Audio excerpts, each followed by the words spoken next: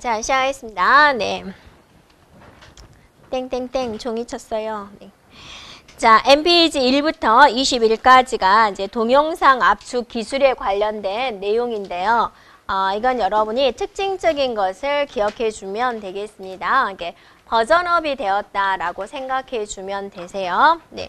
그래서 MPEG 1은요, 이제 뭐에 대한 기술을 나열을 했냐면, CD-ROM에 관련된 내용을 이제 한 거예요. CD-ROM에 압축을 할 때는 뭐 이렇게 해요라고 네, 그것에 대한 이제 표준을 기술을 한 거죠. 그것이 MPEG 1이다라는 겁니다. 1. 네. 그다음에 CD보다 더 발전된 게 뭐라고 했어요? DVD라 그랬죠. 그래서 MPEG 2에서는 DVD에 대해서 기술을 한 거예요. 자, 여러분이 네. 그래서 자, MPEG 1은 CD-ROM에 대해서 기술을 한 거고, 자, MPEG 2는 DVD에 대해서 기술을 한 거예요. 그 다음에 MPEG 3은 없어졌어요. 좋죠? 네, 없어진 건 시험 문제 안 나오잖아요. 네. 그 다음에 이제 MPEG 4가 있습니다. MPEG 4에서는 자, 이것저것을 말을 여러 가지로 했는데요. 대표적인 게 이제 무선망에서 화상회의에 관련된 이런 것들을 이제 기술을 한 거예요. 영상 압축 표준으로 이제 64K에서 192K의 속도로 동영상을 전송할 수 있는 것이고요. 인터넷 유선망뿐 아니라 무선망에서도 화상회의와 같은 멀티미디어 압축을 위해서 제한된 표준이 되겠습니다. 다음에 자 MPEG 7에서는 이제 결론적으로는 뭐냐면 이제 핵심 단어가 검색이에요. 그러니까 멀티미디어 정보에 대한 신속하고 효율적인 검색을 위해서 그렇죠? 네, 멀티미디어 정보를 빠르고 효율적으로 검색하기 위한 여러 표준에 대해서 기술을 한 것이다 라는 겁니다. 자, MPEG 21이 있습니다. MPEG 21은 뭐에 대해서 기술을 하고 있을까요? 네, 자, 이것에 대한 것은요, 보면은 핵심적인 단어가 뭐냐면, 하여튼 복합적인 거예요. 지금까지인 것을 통합해가지고 복합적으로 기술하고자 하는 거다라는 거고, 한번 읽어보시면 가로 2번의 끝에 줄에 보면 MPEG 21은 디지털 콘텐츠의 제작, 유통, 보안 등 전 과정을 관리할 수 있는 기술이다라고 또 전자상거래라는 단어가 나왔죠. 전자상거래 환경에서도 여러 가지 단말기를 통해서 상호 호환할 수 있는 생성하고 이용할 수 있는 방법을 정의하고 구현할 수 있는 국제 표준이다 그랬습니다. 그래서 핵심적인 것은 이제 여기 있는 것들을 모두 통합한 것이고,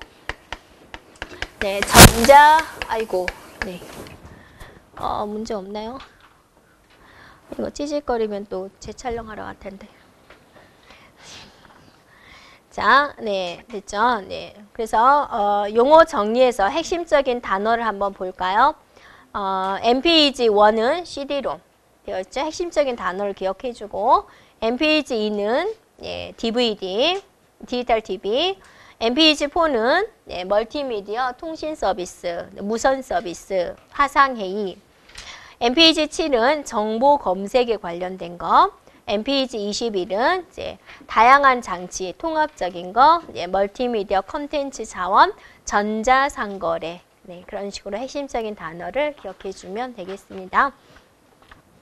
그래서 MPEG에 관련된 문제가 나오면 이제 조금 힘듭니다. 왜냐하면 특징적인 거에 표준적인 특징을 물어보면 좋을 텐데 이제 조금 세세한 특징을 물어볼 때는 좀 찾기가 힘듭니다. 자, 1번 문제를 한번 풀어볼게요. MPG4에 대한 설명으로 옳지 않은 것은 그랬습니다. 자, 객체 단위로 시간, 공간, 압축 방법을 적용할 수 있게 됨에 따라 더 높은 압축률을 적용할 수가 있다. 자, 많은 압축 요소들을 표준의 메뉴 방식으로 수용해서 응용에 따라서 선택에 사용하도록 하고 있다. 무선 통신 환경을 기술해 전송 오류가 많은 환경에서도 내성이 강하도록 하고 있다. MPEG4는 우리가 무선망에서 사용한다라고 그랬죠. 자, 멀티미디어 정보의 검색을 용이하게 하고 있다. 멀티미디어 정보에 대한 검색은 MPEG 몇이었어요? 7이었어요. 네, 이렇게 찾아내면 되겠습니다. 자, 2번 갑니다. 나머지 색과 다른 종류의 멀티미디어 데이터를 나타내는 건 무엇이냐? BMP다, GIF다, JPG다는 이미지 파일이죠. 네, 근데 MP3는 뭐예요? 네, 음성, 소리 파일이 되는 거죠. 그래서 정답은 4번이 되겠습니다. 자, 3번입니다. 동영상 압축 표준과 정지 연결. 앞에는 동영상 파일, 뒤에는 정지 영상. 정지 영상이 뭐예요? 이미지 파일이죠. 네, 그렇게 나타낸 게 뭐냐라는 거죠. 네, 그러면 뭐예요? 4번이 되죠. MPEG는 동영상, JPEG는 그림 파일. 그래서 4번이다. 자, 문제 4번입니다. 네.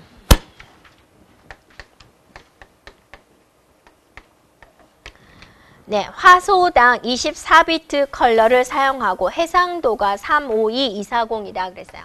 그럼 352240이란 뜻이 뭐예요? 이게 해상도다. 이게 이제 가로 픽셀 수가 되는 것이고 얘가 세로 픽셀 수다라는 거죠. 이렇게요. TV 영상 프레임을 초당 30개 전송을 할 때 필요한 통신 대역 폭은 뭐냐라는 거죠. 그러면 가로 픽셀 수 곱하기 세로 픽셀 수가 되는 거고, 그러면 이제 여러분 이렇게 되는 거죠. 내가 가로가 352 픽셀이고요. 이 점의 개수가 352개가 적혔다라는 거죠. 네. 그다음 세로가 240이고 이 하나의 점당 몇 비트를 차지하냐면 24비트 컬러를 사용하고 있다라는 거죠. 그러니까 여기다 곱하기 24비트를 이제 곱해 주는 것이고, 그다음에 초당 몇 개를 전송하냐면 30개다. 30을 이렇게 곱해주면 된다라는 거죠. 이렇게. 그래서 이제 다 곱하면 어떤 값이 나오겠죠. 네. 네, 그러면 그 값에다가 자 메가니까 어떻게 되겠습니까? 이 숫자 곱하기 2의 20승 BPS가 나왔다라는 거죠. 네. 2의 20승이 뭐예요? 메가가 되는 거죠. 그래서 메가 BPS가 된다. 이렇게 이제 답을 찾아주면 되겠죠. 네, 그래서 이제 답 계산했더니 답이 얼마예요? 네, 4번이다 하고 나오네요. 네. 되겠죠? 네. 그다음에 5번 가겠습니다. 24비트 트루 컬러를 사용해서 그랬습니다. 트루 컬러에서 2의 24승까지죠. 예, 색을 표현하는 이미지 형식은 무엇이냐? 이건 뭐냐면 바로 JPEG 방식이 됩니다.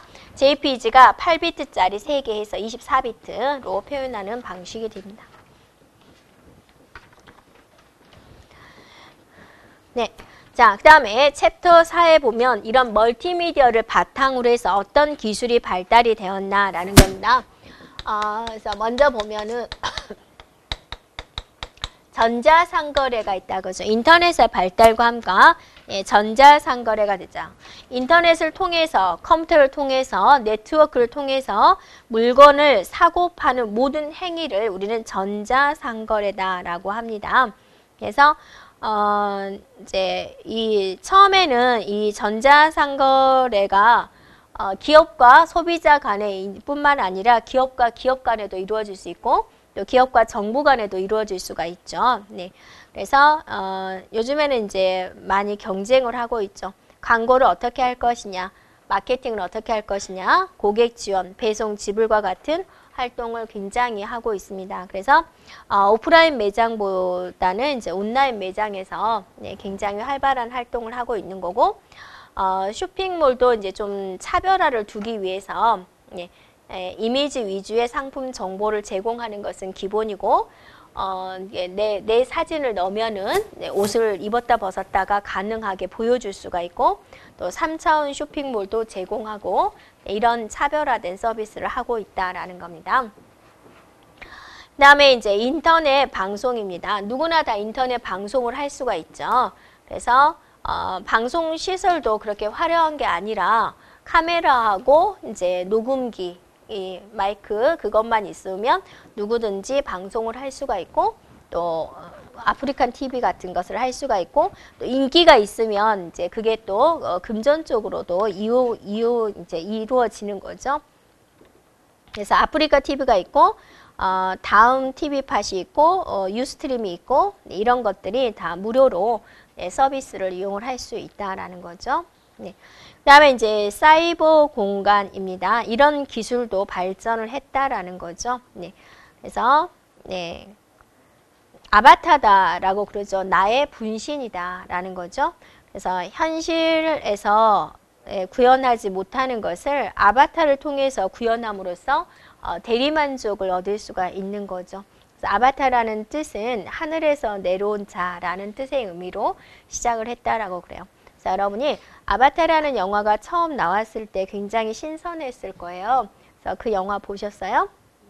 네, 실제적으로는 걷지 못하는 분이 아바타를 통해서 이제 마음껏 뛰어다니면서 이루어지는 그런 내용이 있죠. 네, 그런 것도 이제 발전을 했다라는 거고 또 여러분이 각종 이모티콘을 이제 자기 분신처럼 아바타를 만들어 가면서 이제 뭐 노란 금발도 좀 해보고 초록색 머리도 좀 해보고 실제 생활에서는 좀 하기 어려운 그런 부분을 여러분이 그런 데다가 좀 대리만족을 하고 있죠. 리본도 좀 달아보고 그렇게요. 자, 웹 서비스 진화를 보세요. 이제 이거는 이제 여러분이 이제 조금 알고 있는 게 좋을 것 같고요. 웹 1.0의 시대다, 2.0의 시대다, 3.0의 시대다라고 하고 있습니다. 그래서 우리 인터넷은 어떤 식으로 진화가 되었는지 한번 보면은요. 웹 1.0이다, 3.0이다 이렇게 구분을 하는데 1.0의 시대는 뭐냐면 그냥 운영자가 정보를 보여주는 거죠. 네. 운영자는 무조건 정보를 제공해 준다 그거죠. 운영자가 정보를 제공해 주는 거고 사용자들은 그 제공되는 정보를 그냥 받기만 하는 거죠. 어떤 수동적이다라는 겁니다. 네. 그러다가 웹 2.0 시대로 오면서 뭐가 등장이 됐냐면 블로그에 이제 대한 등장이 된 겁니다. 그럼으로써 나도 정보를 만들어낼 수 있구나라는 걸 이제 느끼는 거죠. 그래서 여기서는 누구나 다 사용자가 이제 직접 정보를 만드는 겁니다. 주체자가 되는 거죠. 이렇게요.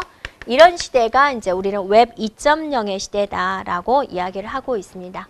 그래서 관심 있는 블로그 목록을 한꺼번에 받아볼 수 있도록 해주는 RSS가 되죠. 관심 있는 분야의 글을 받아볼 수 있도록 하는 이런 내용들이 이제 된 거고요.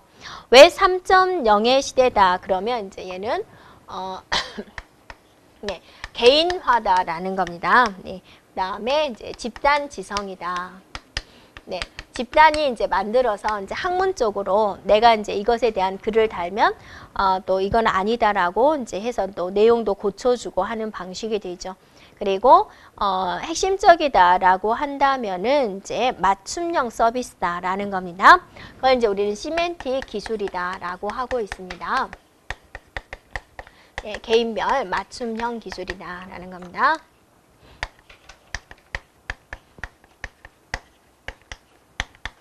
네, 그래서 이제 요즘에는 다 이게 고객 마케팅도 어떠세요? 그러니까 예를 들어 신상품인 치마가 나왔다 하면 전에는 이제 모든 고객들한테 이렇게 알려줬는데 굳이 그럴 필요가 없이 치마를 안 입으신 분들은 이 정보가 쓰레기가 되는 거잖아요. 그래서 그 고객 한 명 한 명의 특성을 살려가지고 이 사람이 이제 주로 무슨 물품을 구매하는지 어디에 관심이 있는지 그걸 이제 다 파악을 해가지고 그 고객들한테 선별해가지고 이렇게 보내준다. 그런 방식이 되겠습니다. 그래서 핵심이 있습니다. 그래서 정보를 제공받기만 하는 시대, 블로그가 나오면서 사용자가 참여하던 시대, 이제는 개인화가 되어가는 시대. 그래서 지금은 웹 3.0의 시대다라고 그러죠. 많은 사람들이 이제 만들어낸 데이터로 이루어지는 시대다라는 겁니다. 그러다가 이제 대표적인 발달에 또 스마트폰을 빼놓을 수가 없겠죠. 그래서 스마트폰이 나오기 시작을 했습니다. 그래서 최초의 스마트폰은 이제 그 그림에서 보면 굉장히 두툼하죠. 그래서 IBM의 사이먼이 시작을 했다라는 거고 1993년도 정도래요. 그러니까 얼마 안 됐죠. 네, 네, 굉장히 발전을 한 거죠. 그러다가 이제 모토로라와 함께 휴대폰 시장을 양분하던 노키아에서 발표를 했고요. 네, 그렇게 기계가 반으로 갈라지면서 한쪽에는 자판, 한쪽에는 이제 모니터, 디스플레이가 보여주는 그런 스마트폰이 있고, 그렇죠? 그러다가 이제 또 요즘에는 또 샤오미가 또 인기가 되죠. 네, 그래서 이게 인기 있는 이유는 뭐예요? 저렴하다, 그죠? 네. 저렴하면서도 성능이 뛰어나다라는 것으로 꾸준한 발전을 하고 있습니다. 또 우리나라에서는 삼성의 갤럭시 시장이 있죠. 네, 그냥 한번 읽어보면 되겠고 S7에서 좋은 점이 뭐냐면 일단은 물에도 된다라는 거죠. 예, 물에 들어갔다 나와도 핸드폰이 이제 방수 기능이 된다라는 거죠. 사실일까 해서 내 핸드폰을 물에 넣어보고 싶죠. 솔직히. 네, 혹시나 또 고장날까 못하고 있죠. 워낙 고가에서. 네, 광고에서는 잘 된다라고 하는데요. 네, 그 다음에 이제 아이폰에 대한 스마트폰이 있죠. 네, 그렇게 한번 보시면 되겠고. 네. 자, 모바일 운영체제가 있습니다. 모바일에서 이제 우리가 컴퓨터에서 운영체제는 뭘 사용하고 있어요? 윈도우즈를 쓰고 있죠. 대표적으로. 그러니까 스마트폰에서 운영체제는 뭐를 쓰고 있을까라는 겁니다. 그래서 모바일 운영체제 신비안이라는 게 있고요. 네, 또 팜이라는 게 있고요. 또 인베디드 리눅스가 있고 이제 윈도우 폰 OS 그 다음에 우리가 많이 사용하는 이제 안드로이드가 있습니다. 그래서 누구나 다 지금 현재는 최다 사용자를 보유하고 있다라는 거죠. 그래서 여러분 핸드폰 거기가 이제 안드로이드 이제 사용하고 있을 겁니다. 네, 그냥 한번 보시면 되겠고요. 그다음에 이제 SNS를 한번 보세요. SNS도 여러분이 많이 하고 있죠. 그래서 사용자 간의 자유로운 의사소통을 위해서 SNS를 아마 활용을 하고 있을 거고요. 이제 전에는 SNS가 이제 개인적인 이런 걸로 활용이 됐지만 요즘에는 맞춤형 마케팅으로 점점 진화를 하고 있습니다. 또 이게 너무 광고에 빠지게 되면 많은 또 사람들이 탈락이 이루어지게 되죠. 그래서 저와 친구들에 대한 소식을 알려고 들어갔는데 화면에 온갖 광고판이니까 점점 이제 탈퇴하는 그런 것도 있죠. 그래서 SNS는 어떠한 것들이 있을까? 페이스북, 트위터, 카카오 스토리, 인스타그램, 핀터레스트, 링크드인, 밴드, 카카오 그룹, 비팀, 폴라 어라운드 등이 있다 그거죠. 이 외에도 많이 있는 거죠. 네. 그래서 트위터와 페이스북은 이제 불특정 다수와 관계를 맺는 거죠. 네, 친구의 친구를 맺어주고 하는 공개적인 거, 또 자유로운 주제, 텍스트 중심이 되는 거죠. 처음에 트위터가 나왔을 때 어떠세요? 네, 글자 개수, 글자 자수를 제한을 했죠. 140글자로만 쓰겠다. 그런 텍스트 위주였다라는 겁니다. 네. 그러니까 왜 140자만 쓸까요? 네. 인간이 기억하기 좋은 문장이 그 정도라고 합니다. 네, 그렇게 시작을 했다라는 거죠. 네, 그리고 이제 SNS는 이제 익명으로 이루어진 것이 있고요. 친구들끼리만 소통하는 게 있고, 초대를 해야지만 이루어지는 그런 게 있고, 또 일정한 시간이 지나면 콘텐츠가 삭제되는 SNS도 있다라는 거죠. 솔직히 여러분이 뭐 5년 전에, 10년 전에 올린 콘텐츠 솔직히 보지 않잖아요. 근데 거기에 서버에서는 어떠세요? 계속 공간을 차지하고 있죠. 그래서 일정한 시간이 지나면 그냥 콘텐츠를 삭제해버리는 그런 것도 있다라는 겁니다. 자, 알겠죠? 네. 네, 익명의 SNS를 한번 보세요. 네, 그래서 자기 자신을 나타내지 않는 거죠. 그래서 블라인드, 모시, 어라운드 이런 데서는 이제 익명의 SNS를 이제 하고 있습니다. 우리가 익명으로 SNS에 가입을 하면 뭐가 좋아요? 네, 내가 누군지 모르니까 좋은 쪽으로 생각한다면 나의 고민을 털어놓을 수가 있겠죠. 나의 실명이 거론이 되면 좀 털어놓기 힘든 것들을 여기서는 이제 털어놓을 수 있다라는 겁니다. 예, 좋은 점은 바로 그거죠. 그래서 뭐 상사에 대한 욕을 거기다가 늘어놓을 수도 있어. 핫풀이를 한다든지 뭐 그런 식으로도 이용할 수 있겠죠. 그래서 이제 대표적인 것으로서는 이제 모씨, 어라운드, 두리번 이런 것들이 있다라는 겁니다. 그 다음에 폐쇄형 SNS는 특정한 사람들만 접근할 수 있는 것, 초대를 통해서만 이루어지는 것. 여러분도 이제 많이 하고 있죠. 우리가 이제 이용하는 것도 밴드라든지, 카카오에 있는 그룹이라든지 이런 것들도 폐쇄형 SNS가 되는 것이고요. 휘발성 SNS는 뭐냐면 일정한 시간이 지나면 이제 컨텐츠를 자동으로 삭제해 주는 겁니다. 스냅챗 이런 것들이 있고요. 또 사진, 동영상 SNS인데 처음에는 SNS가 텍스트 위주로 출발을 했지만 이제 사람들이 어디에다 흥미를 많이 쏟고 있냐면 사진에다 흥미를 쏟고 있다라는 거죠. 글보다는 사진에다 있으니까 사진 위주의 SNS가 대표적인 게 인스타그램이 있다 그러죠. 인스타그램, 바인, 제플라 이런 데 있다라는 겁니다. 그래서 사진에다 굳이 글을 안 써도 사진으로 모든 걸 통하게 되어 있죠. 자, 여러분도 이제 어디 멋있는 데 가면 일단 SNS용 사진을 먼저 찍게 되잖아요. 네, 그다음에 이제 맛있는 거 먹을 때도 SNS용으로 이제 찍게 되는 거죠. 근데 이제 그 SNS를 통해서 또 우울증에 걸린 사람이 있습니다. 많죠.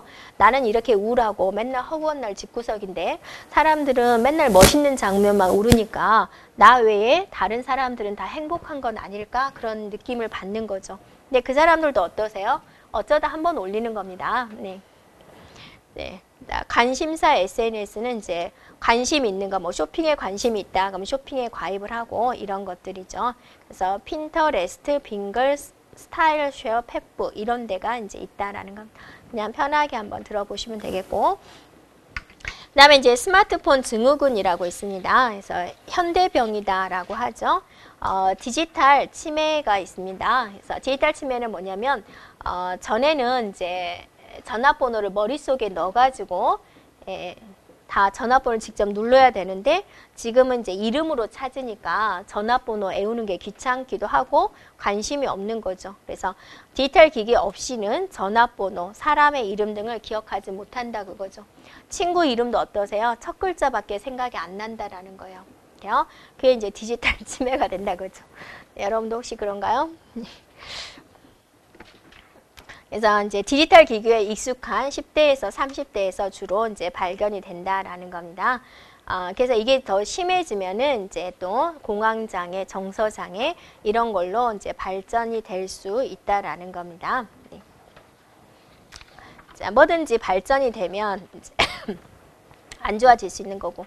거기 보면 디지털 치매 진단서를 한번 재미로 넣어봤습니다. 그래서 이 중에서 몇 개 정도가 이제 여러분한테 해당이 될까? 자, 애우는 전화번호가 있나요? 네, 회사와 집 전화번호이다. 집 전화번호라도 외웠으면 좋겠다라는 거죠. 네, 주변 사람들과 대화 중 80%는 그냥 대화로 하지 않고 이메일로 한다. 네, 전날 먹은 메뉴가 생각이 나지 않는다. 안 먹은 거 빼고요. 네, 계산서에 서명할 때 빼고는 거의 손으로 글씨를 쓰지 않는다. 볼펜으로 쓰지 않는다. 네, 그러니까 학생들도 이제 우리도 거의 볼펜을 안 들고 다니는 학생들이 많습니다. 특히나 IT과 학생들은 볼펜이 뭔지도 모르는 이제 그런 거죠. 그래서 메모가 필요하면 다 그냥 사진으로 찍더라고요. 네, 처음 만났다고 생각한 사람이 전에 만난 사람이 있다. 네, 자동차에 내비게이션 장착한 뒤 지도를 보지 않는다. 네, 몇 년째 사용하고 있는 집 전화번호가 생각이 안 난다. 자, 아는 영어인데 생각이 안 난다. 네, 가사를 보지 않으면 아는 노래가 없다. 몇 개나 해당이 되세요? 네. 점점 이렇게 되어가고 있는 것 같아요. 현재 생활이요. 네. 그래서 이제 두뇌를 자극하는 활동을 많이 해라라는 거고요. 그 다음에 이제 안구 건조증이라고 있습니다. 스마트폰을 많이 사용하기 때문에 눈에 눈물의 증발이 일어난다라는 거죠. 네. 그래서 건조한 상태에서 네, 물을 그대로 놔두는 상태와 같이 눈이 점점 건조해진다라는 겁니다. 네, 소음청, 난청이다라는 겁니다. 그래서 왜냐하면 이어폰을 듣고 여러분이 노래를 크게 듣기 때문에 이제 그 음악 때문에 이런 증상이 일어납니다라는 거고, 또 거북목 증후군입니다. 그래서 책상에 걸 계속 내려다 봐야 되니까 목이 자기도 모르게 이렇게 구부정하게 되는 그런 이제 거북목 증후군이고, 현대에서도 많이 증가 추세에 있습니다. 그래서 거북목 증후군 뭐에서 탈퇴하는 방법, 운동법 해가지고 하루 뭐 10분 운동 막 이런 거 있죠. 예, 그런 게 있고 항상 바른 자세로 하는 게 좋겠다. 그래서 목은 반듯하게 세워서 하는 게 좋겠다라는 거고, 또 유령 진동 증후군이라는 재미있는 게 있습니다. 우리가 이제 항상 진동으로 핸드폰을 놔두죠. 공부하기 때문에. 그러니까 핸드폰이 울리지 않았는데도 불구하고 핸드폰이 울린 것처럼 그런 느껴지는, 혹시나 누가 나한테 연락 온 사람 없나 그런 식으로 느끼는 증후군. 그게 이제 유령 진동 증후군이다라는 게 있습니다.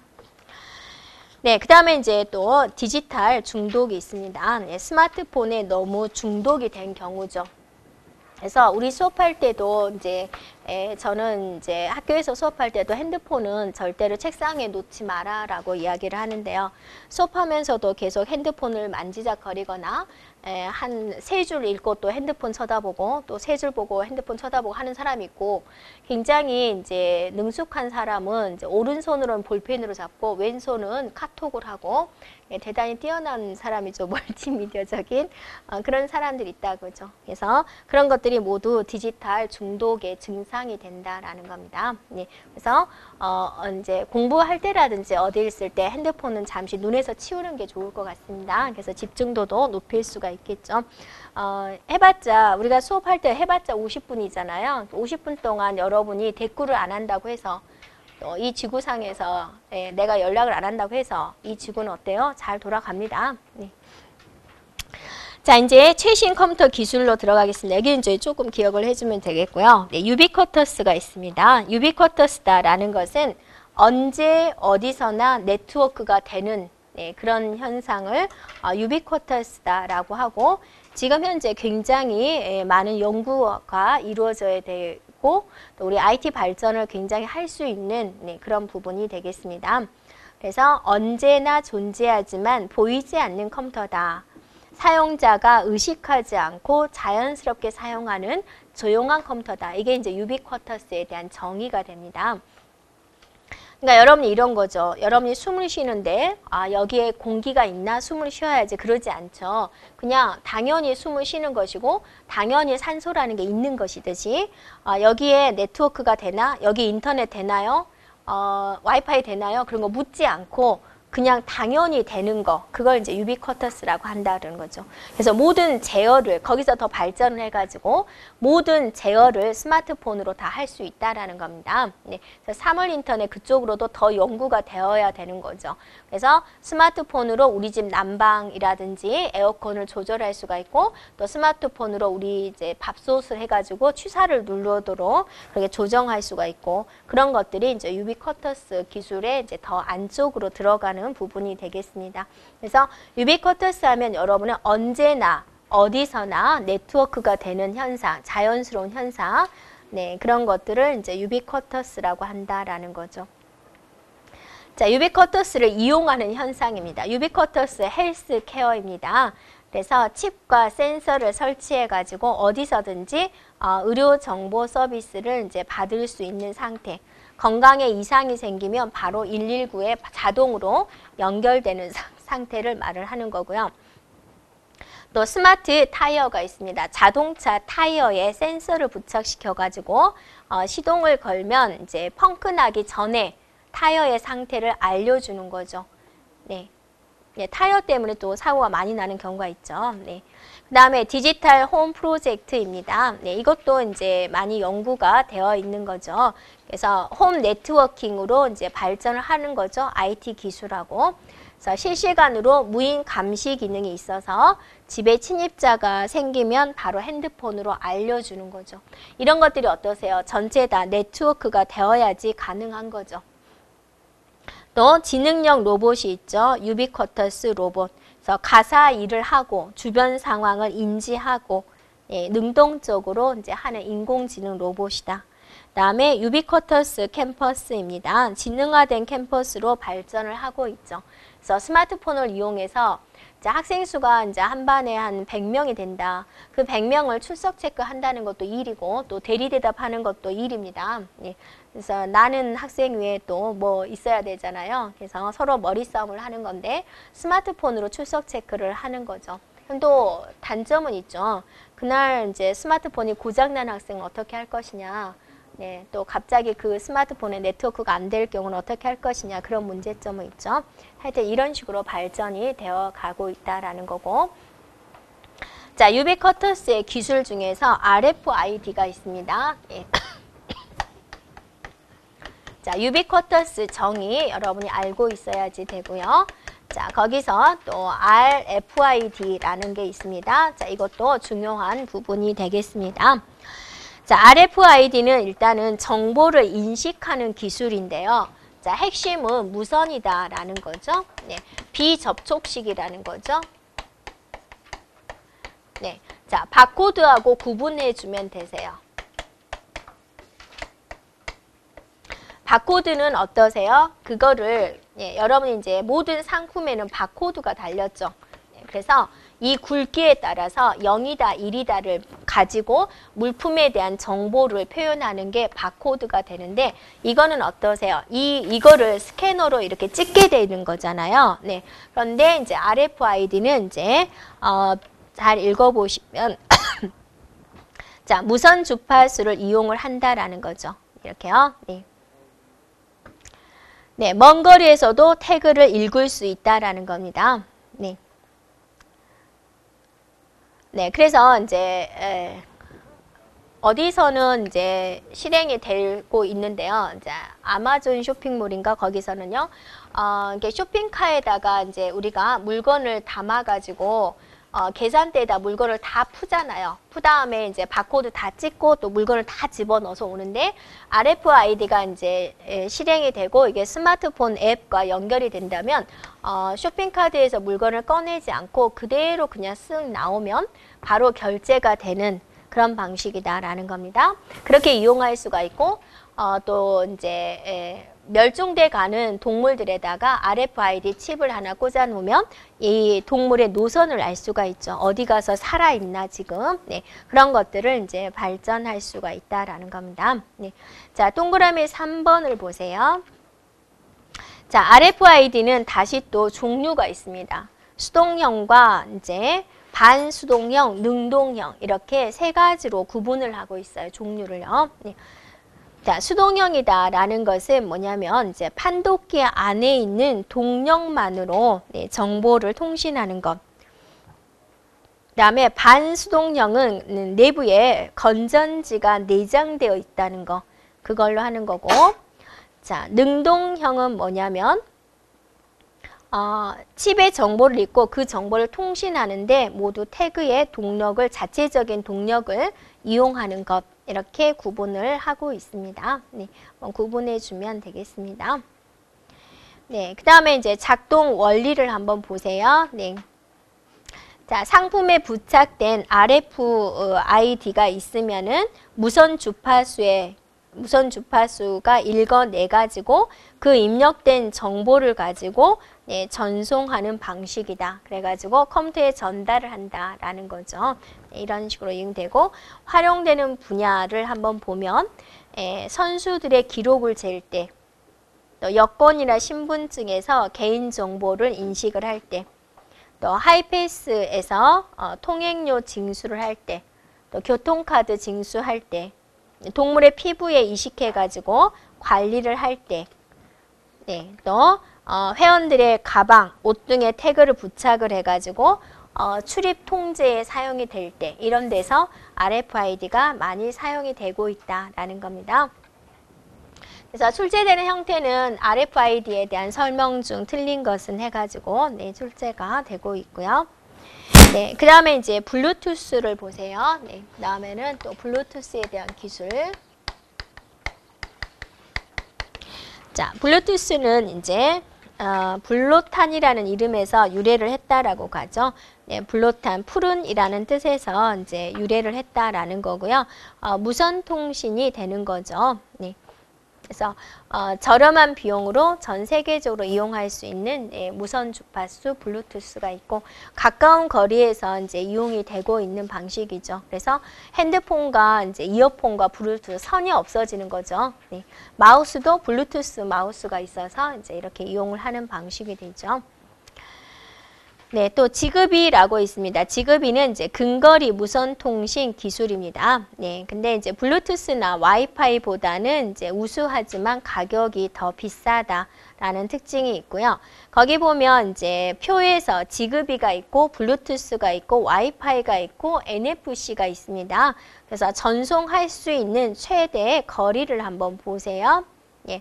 지그비가 이제 100m까지, 블루투스는 10m까지, 와이파이도 100m까지, NFC는 20cm까지 이렇게 전파를 할 수가 있고 전송 속도도 한번 보고요. 네, 비교를 해보면 될 텐데 전송 거리가 가장 짧은 건 뭐예요? NFC가 되는 거죠. 네, 그렇게 한번 비교를 해주시면 되겠습니다. 네. 자, 그 다음에 이제 사물 인터넷입니다. 사물 인터넷도 이제 많이 이제 연구가 되어가고 있는데, 사물과 사물들끼리 서로 통신을 한다라는 거죠. 좀 이해가 안 될 수도 있지만, 우리가 하이패스 거기를 지나갈 때 내 자동차에 하이패스 단말기가 찍히면, 예. 그 다음에 이제 내 카드가 결제가 되는 거죠. 그럼 내 카드와 자동차에 있는 하이패스 기기가 어때요? 서로 통신을 한다. 라고 보면 되겠습니다. 네, 그래서 사물끼리 네트워크를 통해서 인터넷을 통해서 정보를 주고받는 것이다 라는 겁니다. 그래서 많은 발전을 하고 있고요. 사물 인터넷의 이제 예를 한번 보세요. 그러니까 사물 인터넷은 이제 사물에 컴퓨터가 내재되어 있어가지고 인간이라는 중간체가 없어도 자기들끼리 통신을 한다라는 거죠. 그래서 고속도로 톨게이트 통과할 때 하이패스 단말기와 톨게이트 단말기가 서로 되는 거죠. 찍으면 돈이 나간다라는 거죠. 그 다음에 이제 건강 관리에 대한 것도 할 수가 있다 그거죠. 심장에다가 부착기를 치어가지고 이제 좀 이상이 있으면 바로 알려주는 거죠. 자동차 좌석에 운전자가 앉으면은 운전자의 상태를 바로 점검할 수가 있다 그거죠. 그래서 맥박을 측정을 하기도 하고 운전자의 음주 상태를 파악을 해서 시동 자체가 걸리지 않게 하겠다. 이것도 괜찮은 것 같아요. 음주. 네. 근데 이제 1%의 오류가 없도록 정확하게 해야 되겠죠. 그 다음에 여객선에다가 또 센서를 장착을 해가지고 배 경사, 바닷물의 온도, 파도 이런 정보들을 바로 수집을 한다라는 거죠. 그래서 안 좋은 상황이 오지 않도록 하겠다. 그래서 이제 사고가 나면 자동적으로 안내 방송이 나오고 탈출 통로가 생성이 되고 구명 보트가 이제 저절로 바다에 던져지게 하겠다. 네, 근데 이 사물 인터넷 최대 단점이라면 이제 뭐를 해결해야 되냐면 보안입니다. 어디서나 해킹 당할 위험이 있기 때문에 그러니까 우리 집안에 있는 것들을 내가 다 스마트폰으로 해결을 할 수 있는데 내 스마트폰을 이제 누가 복제해서 쓴다든지 비밀번호를 알고 있다든지 그러면 우리 집안에 있는 모든 것을 제어해 버릴 수가 있죠. 네, 하여튼 그런 보안에 관련된 걸 이제 신경을 쓰면 되겠다라는 겁니다. 자, 그 다음에 이제 클라우드 시스템입니다. 클라우드 컴퓨터. 클라우드는 이제 우리가 구름이라는 뜻이죠. 그래서 인터넷의 공간에 이게 인터넷이라고 생각해 주면 되죠. 나의 공간이 있는 거죠. 이렇게요. 빌려다 쓴다, 임대한다, 서버의 공간을 임대한다 라고 생각해 주면 되겠습니다. 그래서 필요한 기능을 자, 하드웨어가 될 수도 있고 소프트웨어가 될 수도 있고 필요한 것을 이제 빌려다 쓰는 그런 방식이다라는 겁니다. 그래서 이 클라우드 컴퓨팅은 공공시설을 쓰는 것처럼 내가 빌려 쓰겠다. 우리가 이제 도서관에서 책을 빌려다 본다든지 또 뭐 정장 대여 서비스를 이용을 해서 이제 빌려서 한다든지 또 렌트카 해가지고 자동차를 빌려서 쓰잖아요. 그런 것처럼 빌려다 쓰는 의미가 되겠습니다. 자, 클라우드의 서비스 유형은 세 가지가 있습니다. 네. 그래서 IaaS 방식이 있고 PaaS 방식이 있고 SaaS 방식이 있습니다. 이렇게요. 예. 자, 차이점은 뭐냐면 뭘 빌려주느냐 그것에 따라서 달라지게 되는데요. IaaS 방식은 뭐를 빌려주는 거예요? 하드웨어 자원을 빌려주는 거죠. 네. 네, 서버, 저장소, 네트워크, 운영체제 이런 것들을 이제 대여하는 방식이 되고요. PaaS는 뭐냐면 소프트웨어 개발에 관련된 것을 빌려주는 형태가 됩니다. 그래서 서버, 저장소, 데이터베이스 기본 인프라 이런 것들을 빌려주는 형태고요.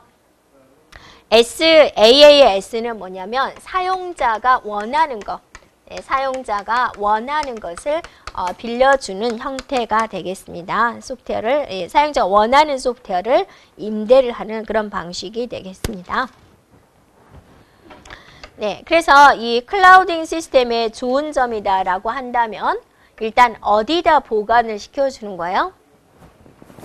네, 서버에다 보관을 시켜주는 거죠. 그러니까 이거는 뭐겠습니까? 안정적이다라는 거죠. 그래서 여러분이 이제 우리 집 내가 살아온 모든 사진을 내가 하드디스크에 저장을 했어요. 근데 어느 날 하드디스크가 맛이 가버린 거예요. 그래서 깨져서 교체를 하는 거예요. 그러면 지금까지 내 사진은 어디로 갔어요? 네, 날아갔어요. 없어요. 그런데 서버라는 공간을 활용을 해주면 그런 문제점은 없겠죠. 그리고 이 서버가 어느 날 없어질 수는 있지만 충분히 예고를 하기 때문에요. 네, 그것에 대한 건 된다라는 거죠. 그래서 신뢰성 높은 서버에 보관을 하는 점. 그 다음에 하드웨어에 대한 지식이 없어도 잘 사용할 수 있다라는 좋은 점이 있죠. 안 좋은 점은 뭐냐면 이 서버가 공격이 당하면 내 사진도 어때요? 다 유출될 수 있죠. 네, 그러니까 개인정보가 유출될 수가 있다. 하여튼 어디서나 보안의 문제가 있는 겁니다. 네. 그래서 서버가 망가지면 어쩔 수 없는 거죠. 네. 네, 그 다음에 이제 빅데이터가 있습니다. 네.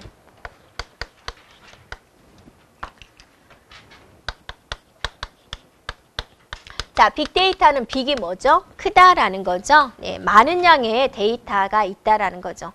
그럼 그 많은 양의 데이터를 어떻게 관리를 할 것이냐? 그 다음에 이제 수집을 할 것이냐라는 거죠. 그러니까 이것도 많은 마케팅에서 활용이 되고 있고요. 네.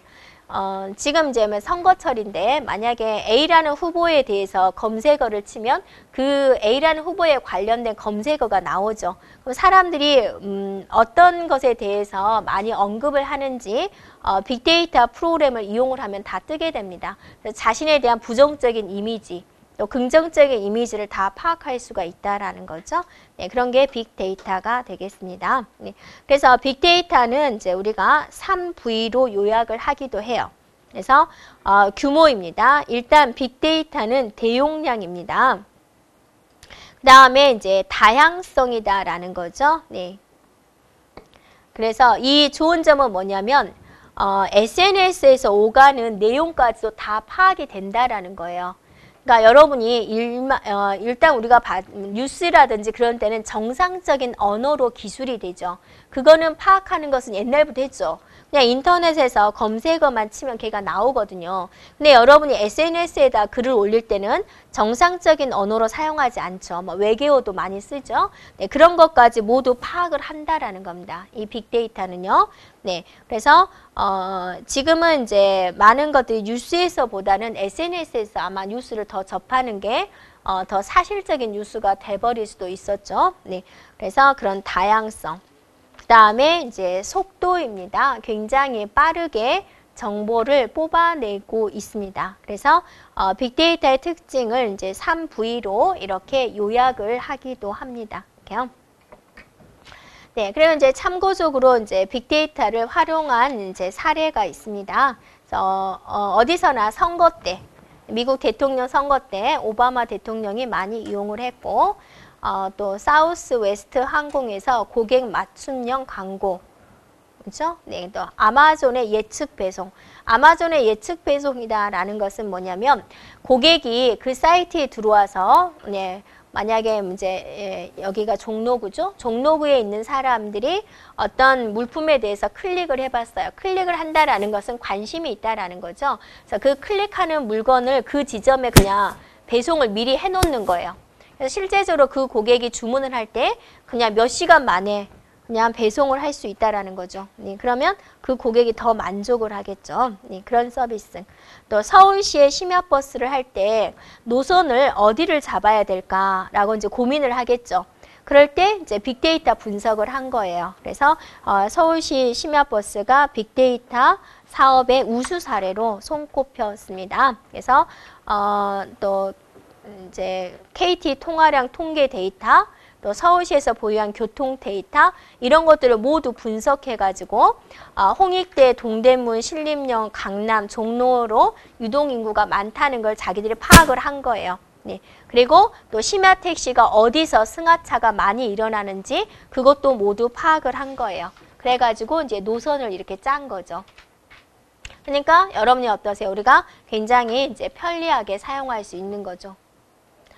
그러니까 아무렇게나 그런 게 만들어진 게 아니다 그죠. 많은 사람들이 머리를 맞대고 이제 분석을 하는데 일단 분석을 잘 해줘야 되겠죠. 그 분석의 중심에 빅데이터가 있다라는 겁니다. 네.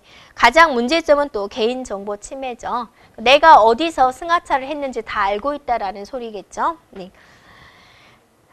그다음에 이제 증강현실입니다. 증강현실은 이제 뭐냐면 이게 다 이제 새로 나온 단어가 되는 거죠. 이제 가상현실과 합한 겁니다. 가상현실은 뭐죠? 완전히 가짜가 되는 거죠. 가상현실과 이제 실제 현실을 이제 섞은 거를 증감현실이다라고 합니다. 그래서 이제 영화에서도 많이 사용이 되죠. 그래서 현실 세계와 가상의 체험을 결합한 것. 그걸 이제 우리는 증감현실이다라는 거고, 가로 2번에 보면은 현실 세계를 가상 세계로 보완해주는 개념. 이다라는 거고, 그죠? 컴퓨터 그래픽으로 만든 가상 현상 그리고 현실의 환경을 이제 접목시키는 것이다 라는 것이고, 증감 현실을 이제 실현해서 보려면 그렇게 얼굴에 쓰는 거 있죠. 그걸 쓰고 이제 보면은 증강 현실을 이제 구현해서 볼 수가 있다라는 거죠. 그래서 이 증강 현실을 구현하기 위해서는 이제 4번에 보면 HMD라는 이제 기계가 있으면 된다라는 거죠. 네. 현재 그 증강현실의 유래라든지 그런 것들은 여러분이 한번 읽어보면 되고, 증강현실이 응용되고 있는 분야입니다. 네, 교육현실이라든지 일단 학습자가 흥미를 갖게 하기 위해서 하는 거, 또 의료 수술할 때 환자의 정보를 표시해가지고 한치의 오차도 없이 수술이 가능하도록 하는 거, 또 게임에서 이제 3차원적인 게임, 실제적인 게임을 조금 즐기고 싶을 때, 자 그럴 때 쓰는 거. 그죠? 또 마케팅에 대한 홍보, 또 미리 보기 서비스 이런 것들에서 많이 활용을 하고 있다라는 겁니다. 자, 이런 증강현실에 대해서 이제 기술이 뭐 HMD가 일단 들어오겠죠? HMD 디스플레이 기술입니다. 머리에 착용하는 형태 HMD를 쓰고 이제 보는 거. 마커 인식 기술입니다. 그래서 가상 정보를 덧붙여 가지고 실제로 존재하는 현실 정보를 인식하는 것입니다. 그다음에 영상 합성 기술입니다. 두 개의 상황을 합성을 해야 되니까 이 기술이 들어가 줘야 되겠죠. 네. 자, 여기까지 진행하고요. 네, 식사 맛있게 하시고 자, PC 운영 체제와 엑셀을 하겠습니다.